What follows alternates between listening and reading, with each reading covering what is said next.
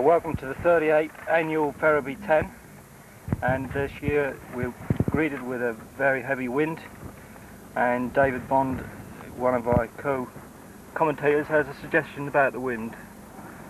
Have I? Go ahead. I don't think we're going to course record by any means this morning, Peter. My other commentator with me is Jim Dingwall. This is a trio of commentators. This is the first. What do you think, Jim, of the conditions? Well, it really is quite a stiff wind, which will be in the runners' faces.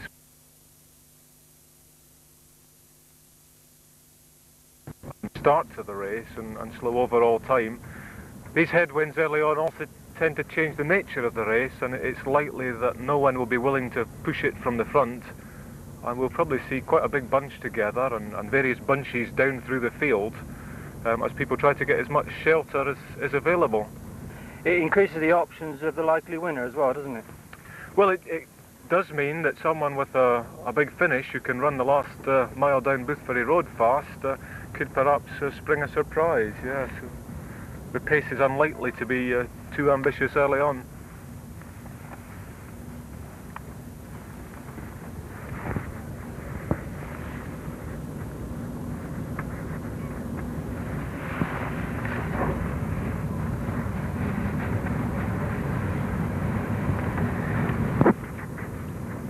Patrick Howdle there is leading. A slimmed down Patrick Howdle is in the lead. He'll be trying to impress. Remember, he had a very good win in the Inglemeyer 10 last year. He's had a few injury problems, as seems to be the norm amongst the hard training runners of the world. And Treble 1 is in second place.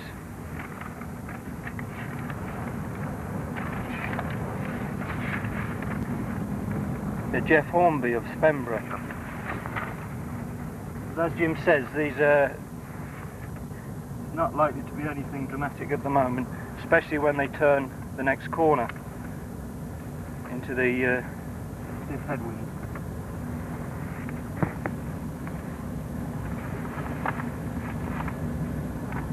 So this Jeff Hornby is pushing on, isn't he, in Spembra? A surprising tactic, and Mark Lavender's following him. So possibly two could get away, Jim. What do you think?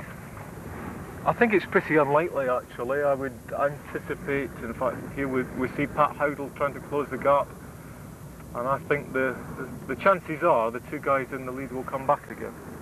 But they're certainly pressing along at the moment. It's a very similar pattern to last year with two runners at the front. 20-yard gap there, and the chasers will now have to be asking themselves, are they going to stay in touch, or will they let this gap open up a great deal more? If it gets to 50 or 60 yards, then the leading trio are probably away. And there speaks the voice of a former winner of the Ferriby 10. Multi-winner, should I say.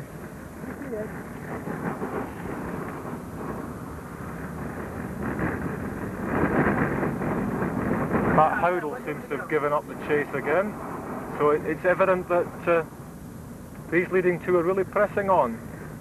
Jeff Hornby really doing a lot of work. An extremely brave move, this. Come on, back over here.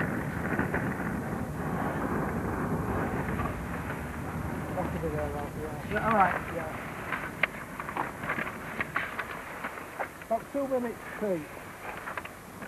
A little bit of sign of strain there, and Pat Howdle's looked behind a couple of times. Now this is the mass group we expected to be at the front, with the likely vet winner in there, John Matthews.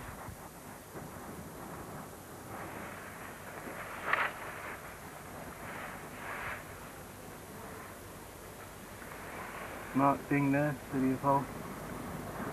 Shane Page. A muffled. Can you recognise the specs?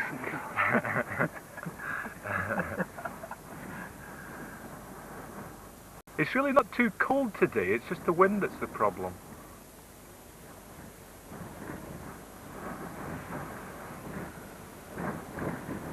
these massa runners will be seeking protection from the wind.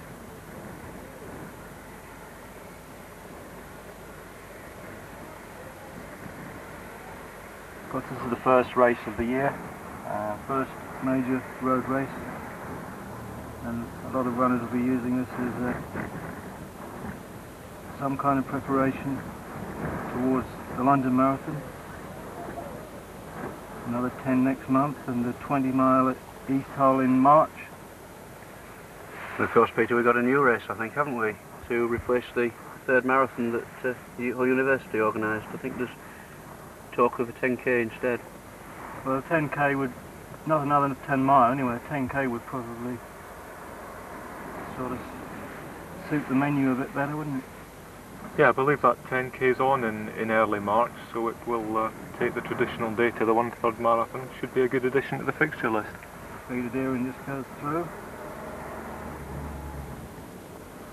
So I think they organised the course just before Christmas, and it should be a very fast one. And it's just a question of getting the approval of the relevant authorities, and then we can go ahead, I think. And there's no level crossings, I understand, David. Just traffic lights. 2 minutes, I said. You have to go backwards. And up Spring way round. I can't get out this way, man. Can't you back out of it? Yeah? 3 minutes till that top car's gone.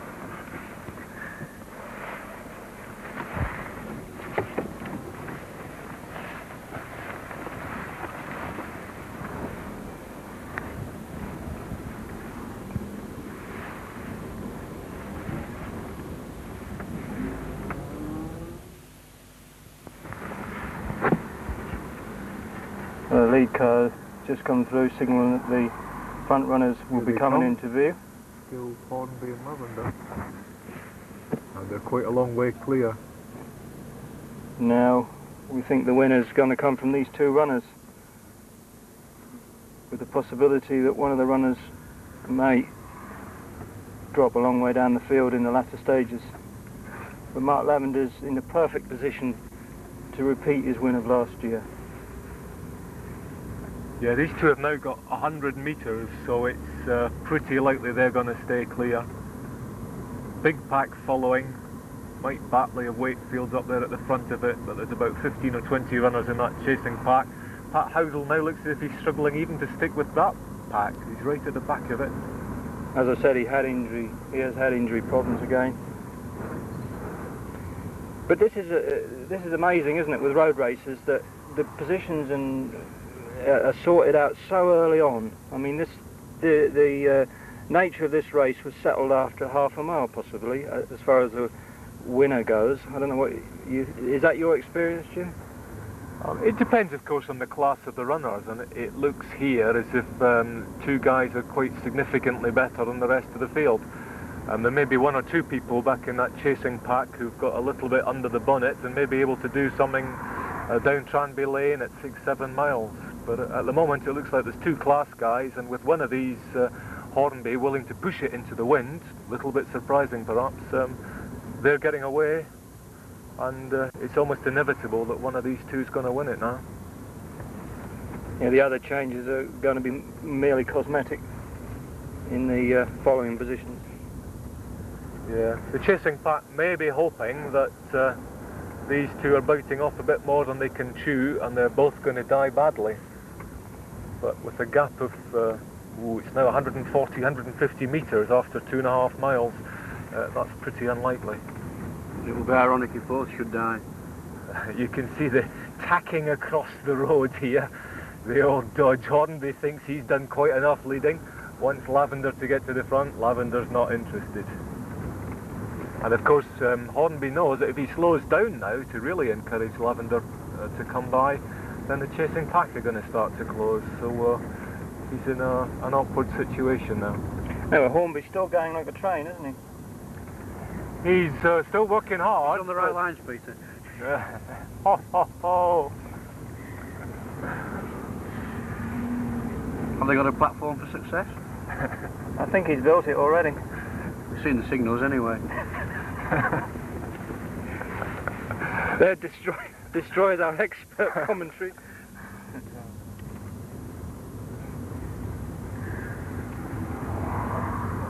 Jim's distilled knowledge there has just been dissipated. Just been shattered by the profundity of these jokes. Will Lavender come up roses? I was going to wait for that one. And the gap's just getting bigger. It's 160 metres now. So despite Hornby's swaying around to try to persuade Lavender to come by, they're still running faster than the chasing pack. In fact, Hornby seems to have resigned to his fate, and he's just bashing on at the front now. Because if he does slow up, then he would worry about all his early work would be undone. That's right, he doesn't want to waste all that. They are starting to struggle, the leading two up the hill, or at least Hornby is. Lavender still looks fairly comfortable. Hornby looking over his shoulders, and it is a very stiff wind up here. Doesn't look too bad on the screen, but believe me, it's blowing pretty strongly. Do you have any ideas? No, I don't. I think this will be the slowest part of the course, won't it? Yeah. We're approximately 3 miles here, and the clock is showing 16:30. Suggested it is very windy, so it's probably not far out. And the gap here, as you can see, is 150 metres, is it, Jim? Yeah, it's about that, yeah. Perhaps not stretching too much more now, but it's a big lead. And these guys look as if they're running for third place, really, unless one of the first two hit major problems. Martin Farrell's in there still, it's nice to see. John Matthews right buried in the pack there. Carl Nightingale, the former Hull City of Hull runner from Sheffield. I don't see another veteran in that pack, but then again... Don't recognise any, no. Steve Timmins up at the front pushing, but for veterans I think John's got that one sewn up. Yeah, they're born every minute though, aren't they, Vet? Yes, I discovered that at Morpeth a few days ago when Dave Hill turned out to be a veteran of 1 day's standing. He's the second veteran, I think. Pete perhaps a little bit disappointed there that he's not in that chasing pack. He has shown some quite good form over the last 6 months. But 150 metres down on John Matthews, he's not going to close that unless John hits major problems. 286 Steel City Striders, a Sheffield-based club. Phil Murray, one of the few people who's willing to run up West Ella Road on his own. And here we see the more typical situation of a headwind. 15 runners all trying to get a bit of shelter. With Steve Rennie of City of Hull there. He's taking it doing up, a fair bit of work, yeah.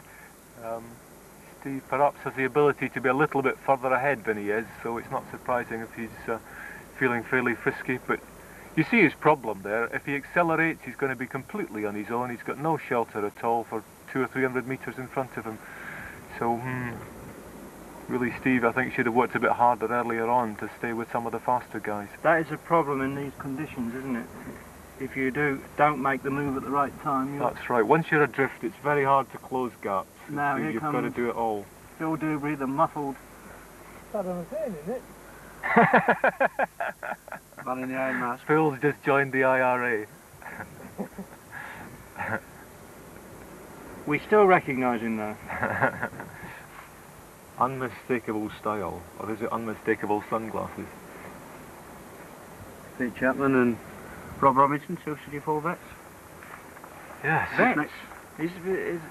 Yes, Ah. both vets these days. Right, yeah, right. Rob became a vet last year, yeah, 1990. Yes, quite a few kilograms going up the road in that pack there, I would say. You're suggesting excess kilograms? Well, there was just a hint of that, yes. Kilograms into a killer wind. And the jokes continue. As a star rating though, I think that's about -2. That. As good as that, thank you, Peter. I know where to go for a reference now. Still looking for the leading lady? Yes, she just went through. She just went through, did she? Grimsby last. Oh yes, I didn't spot her. Yeah. Kim Bennett is Kim 129, Bennett. That is Kim Bennett. Yeah. the holder. And she Kathy Palmer 130. Yeah, And Kathy Palmer just coming up now. Well, we get a can bit of shelter. probably all go home because we think we know the winner, we think we know the first veteran, we think we know the first lady. So with that... Well, it's only a mile to the drum and cymbal, Pete. Right. This morning's signet, I should say. We'll see how accurate our predictions are. But I don't see any change from those. Mark Lavender to win the race, John Matthews to win the vets, Kim Bennett to win the ladies. What about the team prize then? Oh well, that's something for us to think about. Well, it's just the City Hall, I think it won, is it 4 years in succession? And they're fearing a little bit the challenge from Barnsley. So they had Lavender and Timmins very high in the ratings last year, but they didn't have a third counter high enough to depose City of Hull. A couple of Sheffield people well up too, but I didn't notice a third one. It's been my feeling for some years now that I know that we don't very often get 3 runners, but it seems a very small number to put down as a team. Yeah. Whereas the average cross-country event requires 6 scorers. This one was their past and they consider Well, it's something that might be considered next year for a change, because there will be changes next year. We expect a new course, don't we, because of the Humber Bridge Northern Approach Road. There'll have to be 1 or 2 alterations. Yeah. I think it would share it out and show the clubs that have got more strength in depth, possibly. It does make it more difficult for travelling clubs. It's fairly easy for local clubs to dig out perhaps 6 for a counting team, but how often does City of Hull take 6 to the West Riding, never mind further afield? That's it. Barnsley were expected to put in about 18 runners today, which of course is a very good turnout from a club 50 miles or so away. Well, very much one of the hotbeds of running, though. You can't get runners from Barnsley, you can't get them from anywhere. I thought this was supposed to be the sweeper, isn't it? 6 minutes now. We're talking about the Barnsley sweeper, or what? I don't know, I want to go for the first, I think. Ah. Michael Parkinson would say that was Skinner Normanton, I think. Ah, that's who we're thinking about. And what were you telling me about Hull City, David, about the possibility of defending Kuwait? I think it's been called off. They're no longer reservists. Yellow short. My suggestion that their defensive record's less than perfect. Well, they're having a lot of struggles in all seriousness, and it's going to be a very difficult job for the new manager when he's appointed. Come on, you two! You applied, Dave? No. I fancy being a caretaker, but not being a manager.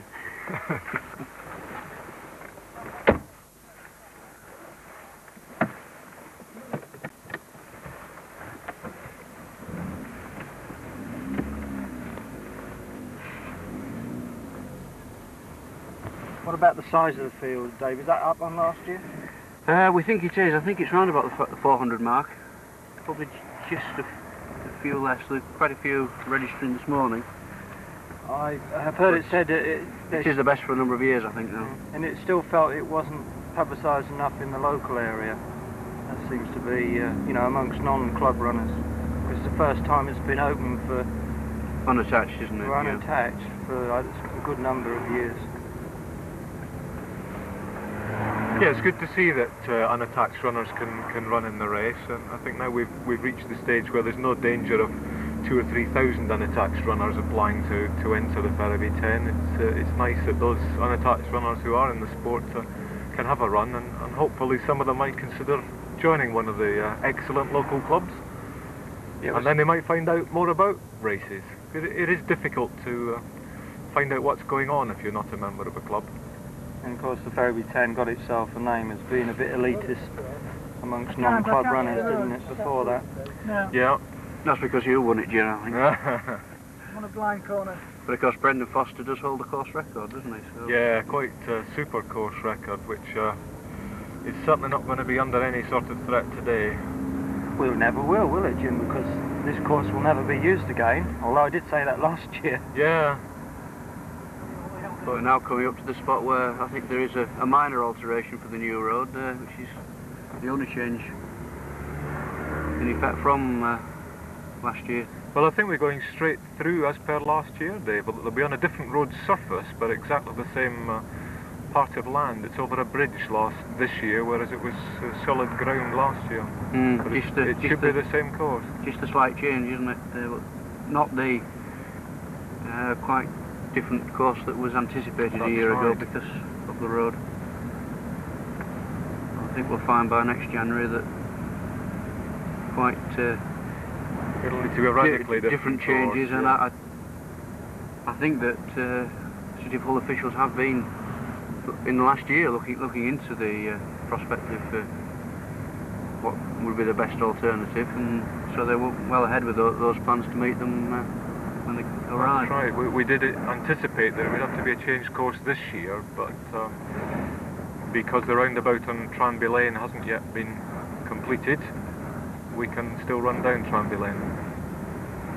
You must have a number of course records, Jim, that can never be broken due to the fact that those courses no longer exist.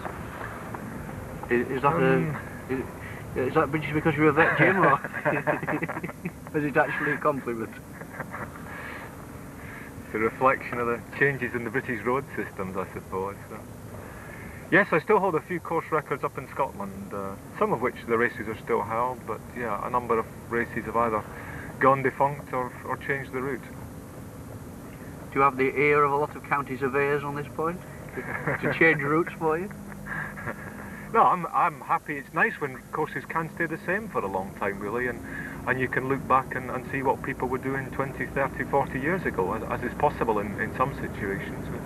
More typically now, there are a lot of changes to our roads, and it's difficult to hold exactly the same course for more than a few years. Well, the boom has come and gone, Jim, and we see road races producing no better performances than 20 years ago, possibly even less good. What is your opinion of that? Yeah, I don't think people are training hard enough these days, frankly. A lot of people seem to think they can reach very high-class club standard into international standard in 50 and 60 miles a week. And in my days, your decent club men were running the best part of 100, and your internationals were doing at least that. There are only the very, very talented people who train very hard can get away with significantly under 100 miles a week. And it's shown particularly in the lack of depth at the front of a lot of races these days. That's right. Yeah, what were you going to say, Dave? Well, we're just talking about the quality and the depth of road runners nowadays, and I think you find in a lot of sports it's becoming elitist, that there are those who will still work very hard, but they are the few. I think in a lot of sports it may be indicative of the attitudes of life, that a lot of people are not prepared to put in the work that the people who are now in athletics at least are probably reached vet status would have done in their younger days. Perhaps we had the benefit 10 years ago, but there were very few full-time athletes, and it probably applies in other sports. So to what we were talking about, the difference between the runners now and 20 years ago, the change, I think, is the money that's come into it. People can't equate doing 100 miles a week and getting minute prizes for, when other runners with a bit more talent are making a lot of money. I mean, is that anything to do with it? Yeah, I think that is, because there is a lot of money at the very sharp end, the high-class international end. It does encourage the very good people to train very hard and reach tremendously high standards, and it makes it virtually impossible for slightly lesser people to contemplate beating these guys. I think it's a grave danger in a lot of sports that the money at the top end is getting out of proportion with the rest of the rewards that are available. Yeah, it's only the very sharp people who get the cash. The rich are getting richer. Yeah. Go down here, really. Yeah. You want to go left here, Colin? Whichever. I can't cut across them again. Alright. Well, we better just bash straight ahead then. Well, we've had one or two problems with congestion on this course this morning, which has meant we're further down the field than we wanted to be. We're held up by a police car, and we just hope that when the police have their Inglemeyer 10, the similar occurrence will not take place. Max McNally through from Barnsley there to encourage his locals. On the doyens of South Yorkshire road races.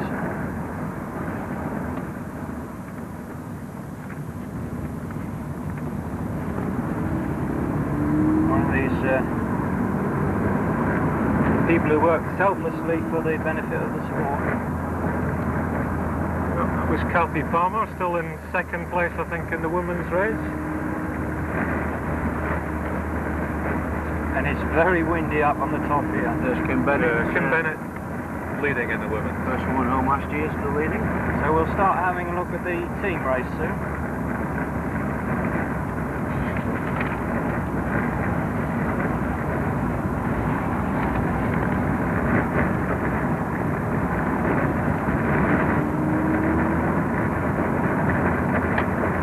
It's amazing how strung out the field has become. We just passed Rob Robinson at City Hall, and there's a big gap now, isn't there, until the next bunch?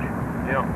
It's any wind, and it's now 5 miles of the following wind. No need to seek any shelter from now on. In fact, you don't want shelter. You want as much wind at your back as possible. You've got this running game all sorted out, haven't you, Jim? Well, I've been at it a couple of years. That's all it seems like.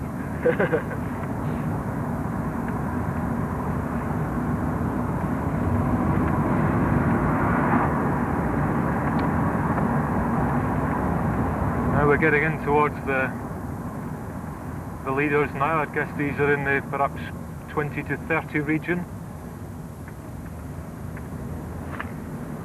We've got 35 minutes on the watch. If that's the case, they're not going to be brilliant times. No, I don't think we'll see anyone inside 50 minutes today, Pete. Phil Dewberry's face has been exposed. Must be feeling a bit hot, I think, with all that gear on, especially with the following wind. And here's the race organiser, George Slater. Well, he can't see anyone. He probably thinks he's not taking part in a race at all. Yeah, we've seen that picture before in the Ferriby 10. He does tend to get isolated. Yeah. He'll have to change his jockstrap more often. Ding. Trying hard to live with a big pack in front, but they're really stringing out now. Everyone who's got a little bit of energy left is trying to use it, generate a lot of speed down Tranby Lane. Now you notice that the runners are already on the right-hand side of the road, which I think must be a good move, remembering the near collisions of previous Ferriby 10s, when the crossover's been further down the road.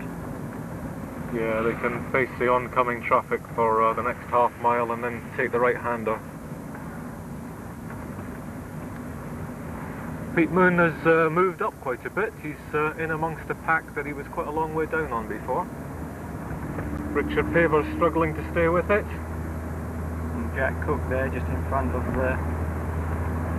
Pete Moon. And there's one solitary lad who will be coming into shot in the next 10 seconds or so. Really, I mean, the gap in front of him is absolutely unclosable, I would have said. Phil Murray from Steel City. Yes, he was very much on his own at West Ella Road. He's had a fairly lonely journey around the Ferriby 10 today. Alan Slack from Wakefield. Yeah, Alan Slack, the former... Alan Slack has been doing these Ferriby 10s for a number of years now. Has run around 56 minutes or so. An unusual combination, wouldn't you say, Jim? Yes, it's unusual to see someone running quite so far whose main event is 400 metres. Nice to see. Spotting some road running. See Charles Cope from Sheffield just a little bit back there, so there's certainly a couple of Sheffield people with Carol Nightingale up ahead, but I don't see a third. Pat Howdle, Ryan Ward and Mike Batley there, all pushing on, and we're getting up into the top 10 now. John Matthews. Martin Farrell running well. Luke Timmins dropping back a shade. Andy Morley from Hornsey. Yeah, he had Now an Nightingale. excellent summer. Sheffield lad. Paul Marling's running really well. This will be one of his best road races, I would have thought. Paul Venables from Sheffield, so they must have certainly 3 in 20, perhaps 3 He's in a 15. non-scorer though, according to this. Right. Didn't recognise the name, so perhaps he's a new recruit to Sheffield. Paul Venables used to run for Rotherham, I believe. Right. Now we know first and second with absolute certainty now. Dangerous thing to say, Pete. It's certainly very, very likely though, isn't it? Yes, Hornby has trained pretty hard up West Ella Roads, and he certainly earned himself second place from that, but Mark Lavender got a lot of shelter. Very nearly Mark fell into Fred Fussell's bike there, and these sort of things can happen, so nothing's over till the finish line. He just had to step out of the line there, didn't he? Lost his stride momentarily. Yeah. Yeah, but Mark has now 130, 140 metres and he looks full of running. There's no problems there. This is going to be one of the most emphatic wins for a number of years, isn't it, Jim? I would have thought. Yes, it looks as if it's going to get bigger, frankly. I would reckon there's going to be a good half minute in this at the end. Yeah, that's impressive running, isn't it? Lots of power floating along, and of course now there's a following wind. It's pretty easy, and there's only a mile and a half to go. It's a nice feeling, from what I can remember.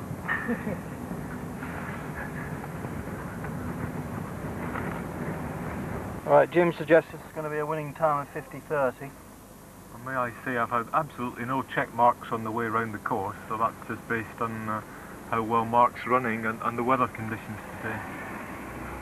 It's been an exceptionally good time in view of the strong wind in the first half of the race, hasn't it? But of course Mark has had the benefit of Jeff Hornby sheltering him for the first 5 miles, and that's...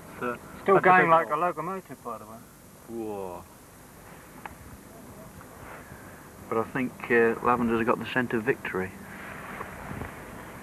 Tired or what? Or whether he's waiting to make his move? Paul was looking aggressive sort of half a mile back. He's fairly sauntering along there at the moment. In fact, none of them look to be really pushing it. Perhaps Carl Nightingale on the outside just winding up for a kick down Boothbury Road. Andy Morley looks quite comfortable. Really, they all look as if they've got a little And bit of fuel in the tank. Martin Farrell is steaming away as well. So as we sweep down Boothbury Road, Hornby there has picked up his pace again. He's running strongly. He's in no danger of winning the race, but he's in no danger of being any less than second either. And here's the probable winner, Mark Lavender. For the second year in succession. Mark was his first ever 10 mile last year. So if this is his second ever 10 mile, he'll be able to talk about an undefeated outings at this distance. But I suspect he'll have done 1 or 2 more in the meantime. Spent many years on the track at 10Ks before graduating to the 10 mile distance. And so as we head towards the roundabout here, it's looking unlikely that we'll hit 50:30, but we'll see. Yeah, it's just under a mile from here to the finish. The finish of the Ferriby 10, the 38th running of it, Mark Lavender is coming through for a second successive win. The time has been hampered by these extremely windy conditions, but nevertheless he's coming home to win in an emphatic style, and his time is 51:08. Very good win.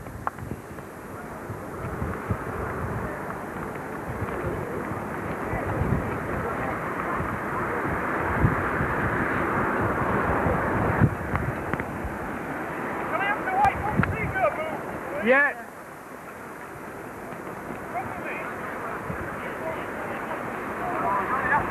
And Jeff Hornby now coming through. He's led the race for a long while, did a lot of work, and he deserves this second place in 51.42.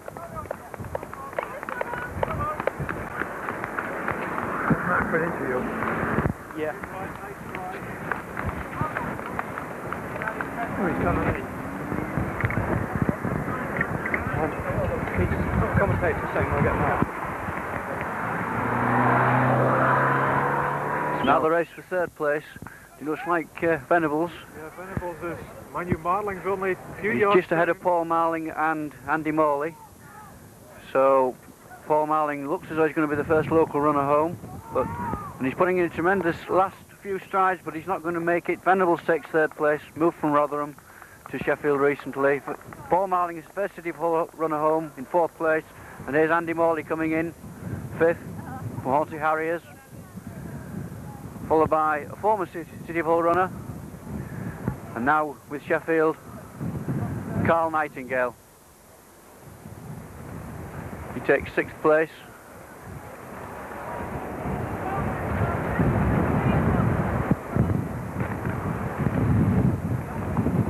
And now steady flow of runners. Martin Farrell, the second City of Hull runner, and John Matthews coming up, the third City of Hull runner.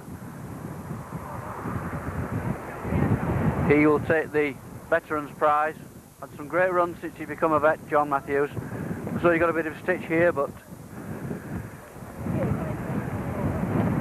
the Vets Prize is his.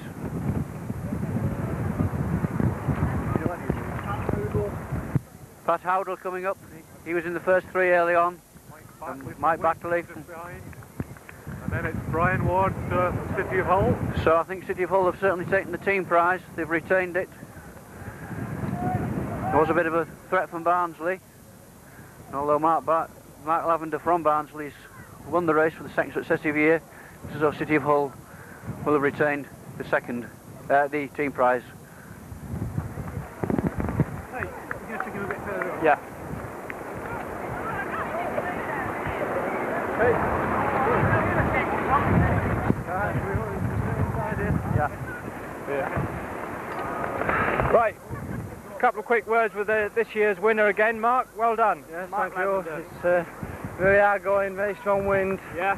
But I managed to dig in and pull away about 5.5 miles. Were you surprised at Jeff Hornby's very strong run to start with? No, because I've run against Jeff before and I know that he's a good, strong runner, and I know he's capable of winning this. But with the conditions being windy, I stuck him behind him for the first 5 miles, and then I decided to make a break for it. And, You went at 5 miles, didn't you? about 5 miles, yes. Yeah. Yes. And of course the following wind was great coming back, wasn't it? Yes, the wind was okay. Well, it blowing you across a bit into the side of the curb, but apart from that, the last 5 miles was the wind wasn't too bad. Have you done another 10? Because I believe last year this was your first 10. No, I haven't done another 10. This is the first 10 since last year, but I've done an half marathon, Oh, right. and I won that one, the Wakefield half marathon. Right. So I won my first half marathon, and like I said, this is my second 10 mile. So you're undefeated at 10 miles now then? Yes, and I think I'll probably pop a few more, and I think I might do the York 10 mile as well. That's a good one now. Yeah, I think that's the flat course, isn't it? Anyway, thank you very much, Mark, because you'll be getting cold here. I am. All right then. Thank you. Thank you.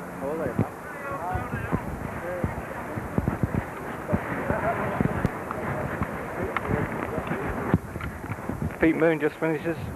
It's been a hard 10 today. Hard and windy. And Mark Lavender just tells me that he's 25 today, so a birthday present for his second 10-mile triumph. That's right. He told me he won the half marathon as well, at Wakefield, Dave, so he's obviously doing well at these longer distances now. And basically been a track runner. But he looks as though that he's going to do the York race before coming back to try and complete his hat-trick in the Ferriby 10. That would be something, wouldn't it? Right. Right, Jim, I think this is about it. We're wrapping up. What have you thought of the Yeah, I race? wish I had wrapped up a little bit more. Well, the wind appears to have got even stronger in the last hour or so, having been sitting in the comforts in the car. It really is whipping in at the moment, and Fighting and cold, isn't it? it's reflected in the very slow winning time. But fine run from Mark Lavender. He did everything right. Shelter into the wind, kick down the hill, full marks. He's got brains as well as legs. Is that unusual? Well, I can think of some examples where it's a little bit doubtful. Well, there in a nutshell, you have the necessities of being a good road runner.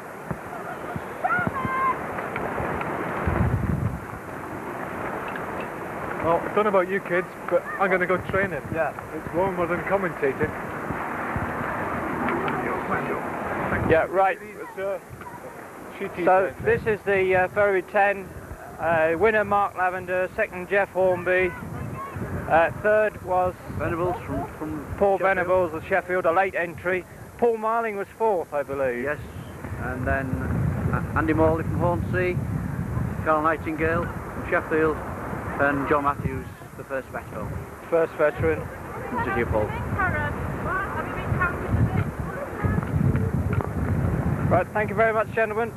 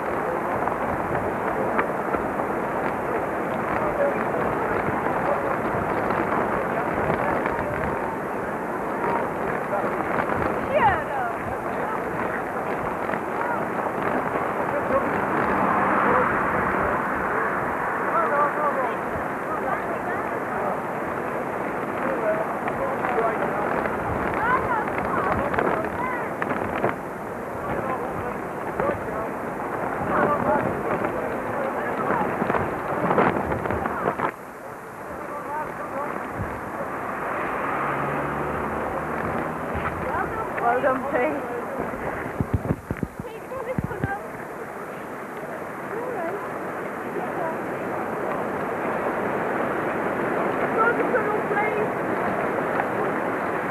Oh, vehicle. All right. Yeah, good. Go on, lad, go on.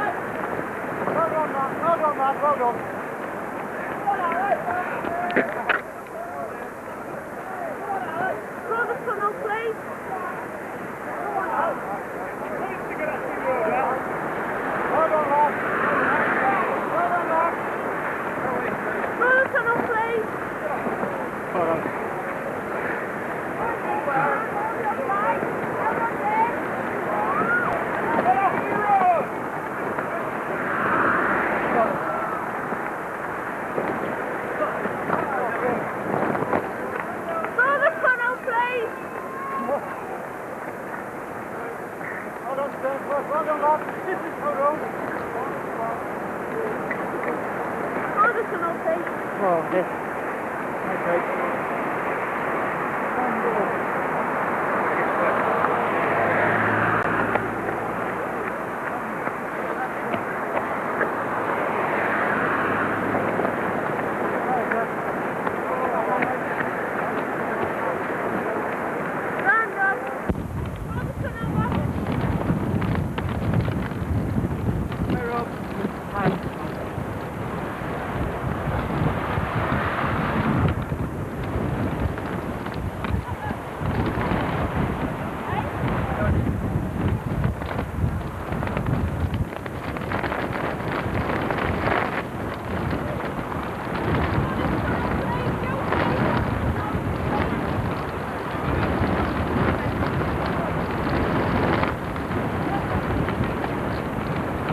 Okay.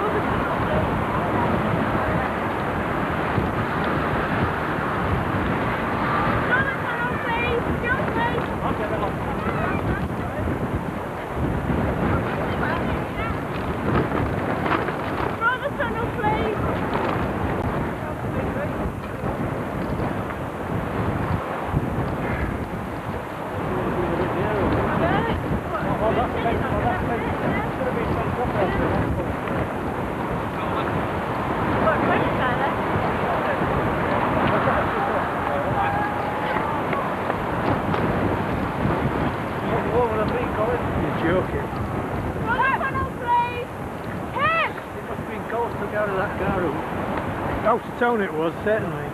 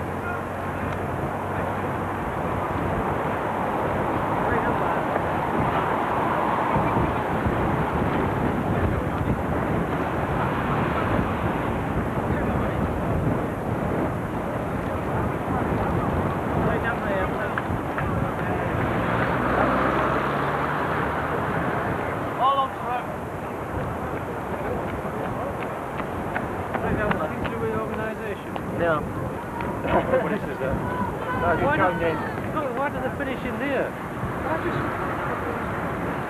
Straight down there. Right. Right.